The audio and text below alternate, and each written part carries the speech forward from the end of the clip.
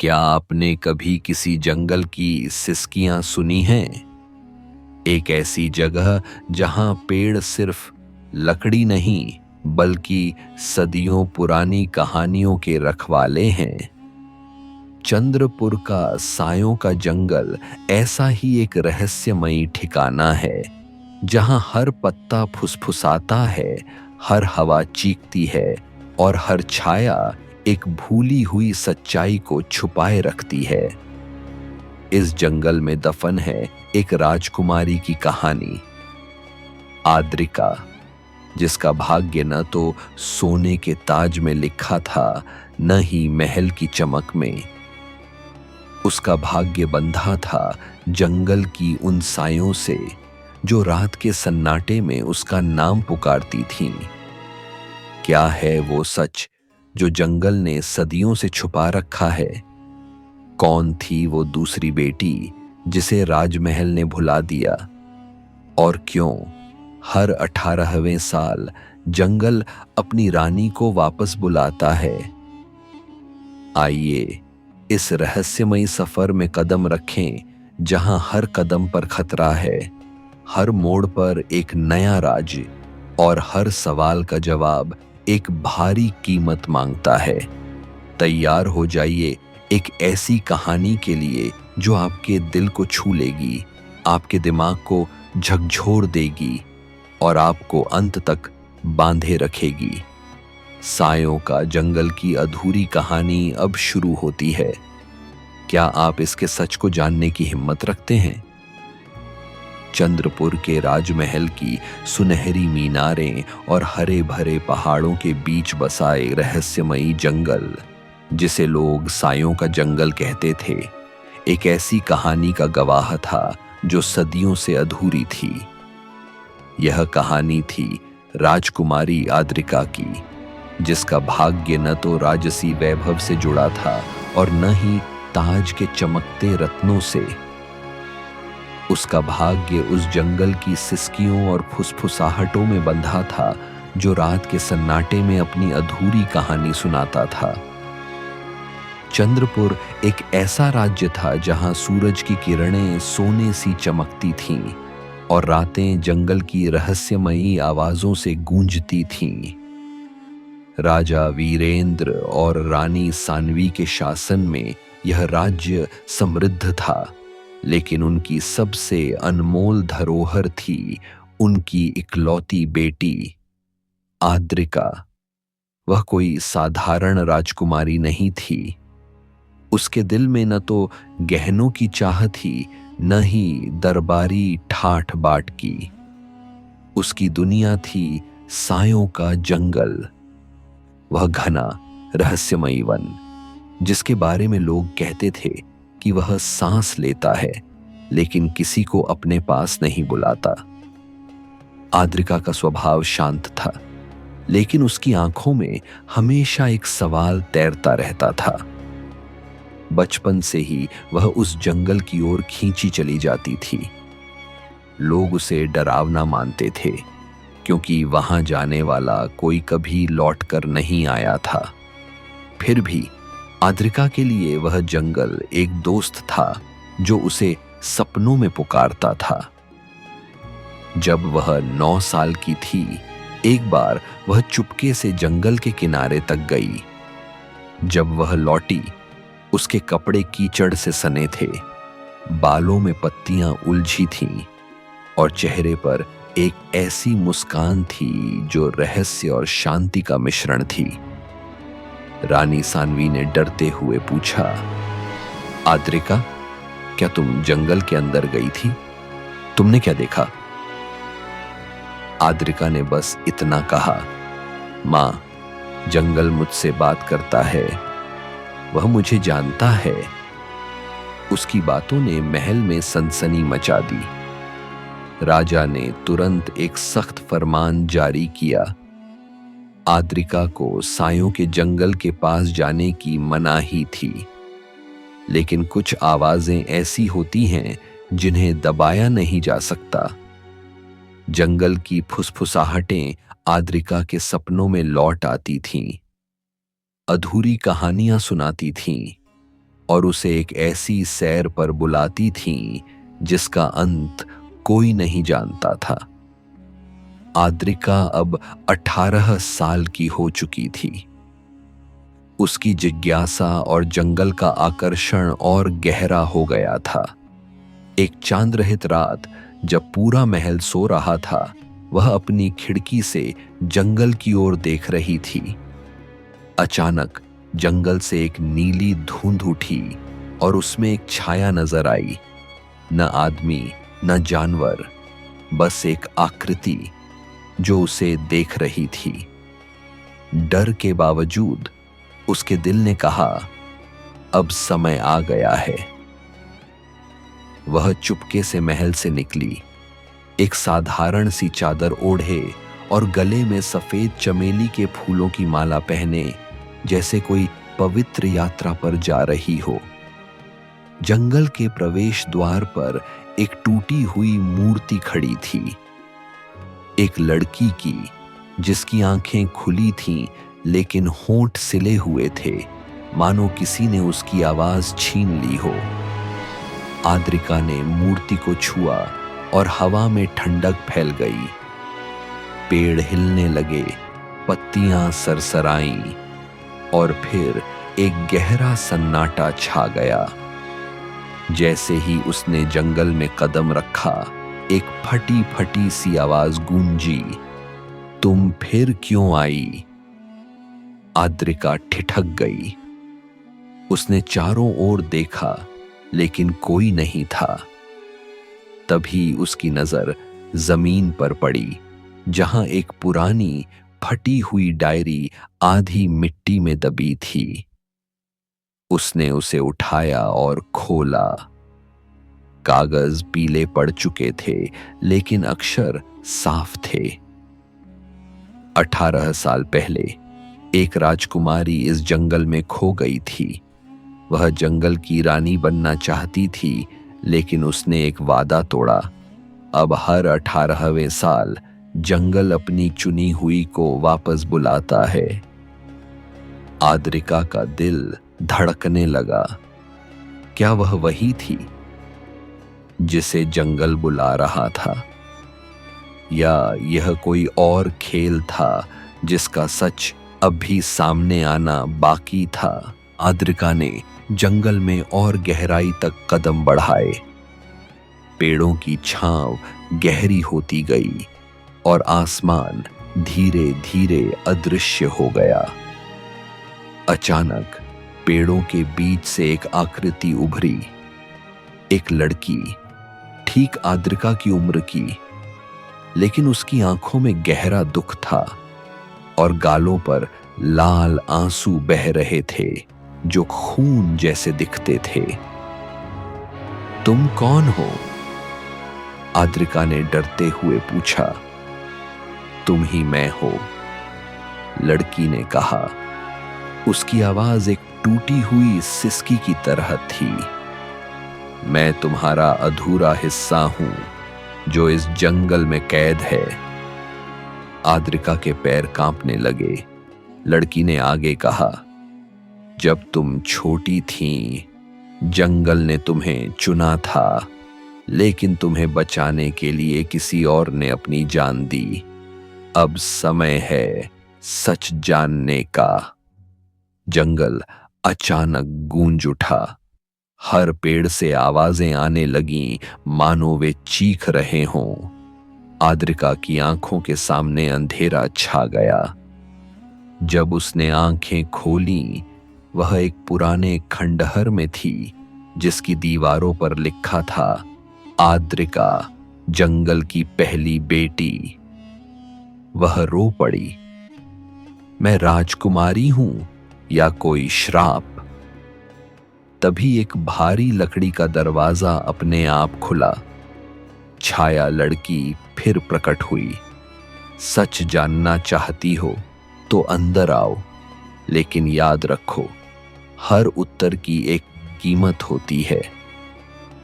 आद्रिका ने हिम्मत जुटाई और दरवाजे की ओर कदम बढ़ाए। दरवाजे के पार एक ऐसी दुनिया थी जो जंगल से भी परे थी। फर्श पर सूखी पत्तियों की जगह रेशमी घास थी। दीवारें पत्थर की नहीं बल्कि सांस लेती लताओं से बनी थीं। बीच में एक नीला पत्थर का चबूतरा था जिस पर एक जली हुई नामपट्टिका पड़ी थी। उस पर अधूरा लिखा था, निव ता। यह मेरा नाम है, आद्रिका ने बुदबुदाया। छाया लड़की ने कहा, नहीं, यह तुम्हारा अतीत है। उसने आद्रिका को चबूतरे के पास बिठाया और एक ऐसी कहानी सुनाई जिसने उसका दिल तोड़ दिया। 18 साल पहले राजा वीरेंद्र और रानी सानवी को 2 जुड़वां बेटियां हुई थीं, आद्रिका और निवृता। लेकिन चंद्रपुर की परंपरा के अनुसार केवल एक ही वारिस हो सकता था। दरबारियों ने डर और अंधविश्वास के कारण निवृता को छुपा दिया। उसे सायों के जंगल में एक गुप्त आश्रम में भेज दिया गया, जहां केवल प्रकृति और सन्नाटा उसकी साथी थीं। जब आद्रिका 5 साल की थी, उसे एक रहस्यमयी बुखार ने जकड़ लिया। कोई दवा काम नहीं कर रही थी। तब जंगल ने एक सौदा किया, एक जान के बदले एक जान। निवृता, जो तब सिर्फ एक बच्ची थी, ने जंगल से कहा, मुझे ले लो, मेरी बहन को बचा लो। उसी रात निवृता की आत्मा जंगल की छाया बन गई और आद्रिका बिना कुछ जाने उस बलिदान पर जीवित रही। आद्रिका की आंखों से आंसू बहने लगे। मुझे क्यों नहीं बताया गया? उसने सिसकते हुए पूछा। क्योंकि राजमहल ने मुझे भुला दिया, निवृता की छाया ने जवाब दिया। मैं एक अफवाह बन गई। अब तुम्हें चुनना है, या तो मेरी जगह लो और मुझे मुक्त करो, या जंगल के श्राप को तोड़ो, लेकिन इसके लिए तुम्हें सब कुछ खोना पड़ सकता है। चबूतरे पर एक रक्त लाल कमल उगा। निवृता ने कहा, इसे जंगल के दिल में रोप दो, लेकिन सावधान, इसके जड़ें तुम्हारी सबसे गहरी याद को बाहर लाएंगी और वह तुम्हें तोड़ सकती हैं। आद्रिका ने कमल को थामा, जिसकी पंखुड़ियां हल्की रोशनी बिखेर रही थीं। वह जंगल की गहराइयों में बढ़ी, जहां हवा भारी थी और जमीन जीवित सी लगती थी। अचानक वह एक ढलान पर फिसल गई और एक खुले मैदान में पहुंची। वहां जंगल का दिल धड़क रहा था। लताओं और जड़ों का एक विशाल जाल जो पन्ना सी हरी रोशनी से चमक रहा था। बीच में एक पत्थर की राजगद्दी थी, जिस पर एक काले पत्थर की मूर्ति बैठी थी। उसका चेहरा चीखता हुआ, तुम कौन हो? आद्रिका ने डरते हुए पूछा। मूर्ति की आवाज गूंजी, मैं जंगल की रक्षक हूं, जिसने इस जंगल से प्रेम किया और इसे बचाने के लिए अपना दिल दे दिया। लेकिन जंगल लालची है, वह कोई कर्ज नहीं भूलता। जड़ें कांपने लगीं और पेड़ों से आवाजें आईं। हमारी यादें कहाँ हैं? हमें कौन याद करता है? आद्रिका का सिर चकराने लगा। हर पेड़ एक आत्मा था, हर पत्ता एक कहानी। रक्षक ने कहा, तुम उस सवाल का जवाब हो जो जंगल सदियों से पूछ रहा है। कमल रोप दो, लेकिन याद रखो, जैसे ही यह जड़ पकड़ेगा, तुम्हारी सबसे गहरी याद सामने आएगी। अगर तुम इसे सहन न कर सकी, तो तुम भी छाया बन जाओगी। आद्रिका ने कांपते हाथों से कमल को जंगल के दिल में रोप दिया। एक पल के लिए सब शांत हो गया। फिर एक तेज चमक के साथ उसकी आंखों के सामने यादें दौड़ने लगीं। निवृत्ता की यादें। वह देख रही थी अपनी जुड़वा बहन को नदी किनारे हंसते हुए, फूलों का ताज बनाते हुए, हवा से बातें करते हुए। फिर एक सफेद धुंध आई और सब कुछ निगल गई। निवृत्ता की टूटी आवाज गूंजी, मुझे क्यों भुला दिया? आद्रिका घुटनों पर गिर पड़ी। मैंने तुम्हें नहीं भुलाया निवृत्ता, मुझे तो कभी बताया ही नहीं गया। एक हल्की हवा चली और जंगल की दीवारों से सिसकियां धीमी होने लगीं। रक्षक गायब हो चुकी थी और उसकी जगह एक गुलाबी कली खिली थी। जंगल की पहली आशा। एक नया रास्ता खुला जिस पर लिखा था, जहां आत्माएं कैद हैं वहां सच्चा जवाब छिपा है। आद्रिका उस पत्थर के दरवाजे तक पहुंची जहां जंगल के सारे भूले हुए सच बंद थे। जैसे ही उसने दरवाजा छुआ, एक ठंडी हवा ने उसे घेर लिया। दरवाजा खुद ब खुद खुला और वह एक अंधेरी सुरंग में पहुंच गई। वहां न पेड़ थे न आसमान, सिर्फ काले धुएं की दीवारें और फुसफुसाती आवाजें। हम वो हैं जिन्हें जंगल ने अपनाया और फिर भुला दिया। छायाओं ने कहा। कुछ रो रही थीं, कुछ गुस्से में थीं, कुछ बस सन्नाटे में डूबी थीं। सुरंग के अंत में एक काला दरबार था, जिसकी न तो दीवारें थीं और न छत। बीच में एक सिंहासन था, आधा छाया आधा रोशनी। उस पर बैठी आकृति ने अपनी लाल आंखें खोली। आद्रिका, तुम आ तो गई, लेकिन क्या तुम तैयार हो उस सच को देखने के लिए जो तुम्हारे महल ने छुपाया? निवृत्ता की आत्मा सामने आई, कभी हंसती, कभी डरती, कभी टूटती। तुम्हें क्या याद है? उसने पूछा। कुछ टुकड़े, आद्रिका ने कहा। उन्होंने सब छीन लिया ताकि मैं उनकी परफेक्ट वारिस बन सकूं। सिंहासन की छाया हंसी। सच जानने के लिए तुम्हें अपनी सबसे कीमती याद देनी होगी, मां की गोद की गर्माहट। आद्रिका का दिल धड़कने लगा। वह याद उसकी जिंदगी का एकमात्र सहारा थी। लेकिन उसने आंखें बंद की और कहा, मैं तैयार हूं। छाया ने उसका माथा छुआ और एक सुनहरी रेखा निकलकर अंधेरे में समा गई। सब शांत हो गया। निवृत्ता की आत्मा रोशनी बनकर चमकी। तुमने मुझे याद रखने लायक समझा, उसने कहा। अब मैं मुक्त हूं। आद्रिका जंगल के दिल में लौटी, जहां पेड़ अब उसके नाम की फुसफुसाहट कर रहे थे। लेकिन उसकी मां का चेहरा अब धुंधला था और उसकी जगह निवृत्ता की मुस्कान थी। उसने समझ लिया था कि सत्य की कीमत कितनी भारी होती है। जैसे ही वह महल की ओर मुड़ी, एक आखिरी आवाज गूंजी, तुमने जंगल को समझा, लेकिन क्या तुम अपने महल की परछाइयों को जानती हो?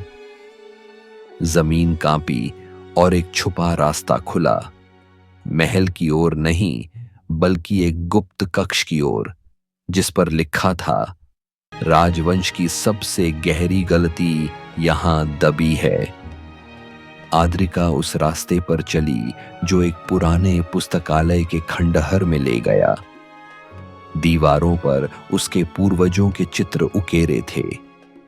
एक चेहरा उसे जाना पहचाना लगा, उसकी दादी रानी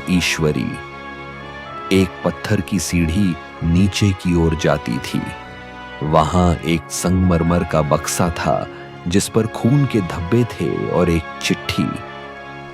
प्रिय आद्रिका, चिट्ठी में लिखा था, अगर तुम यह पढ़ रही हो तो तुम उस सच तक पहुंच गई हो जिसे हमारे राजवंश ने दबा दिया।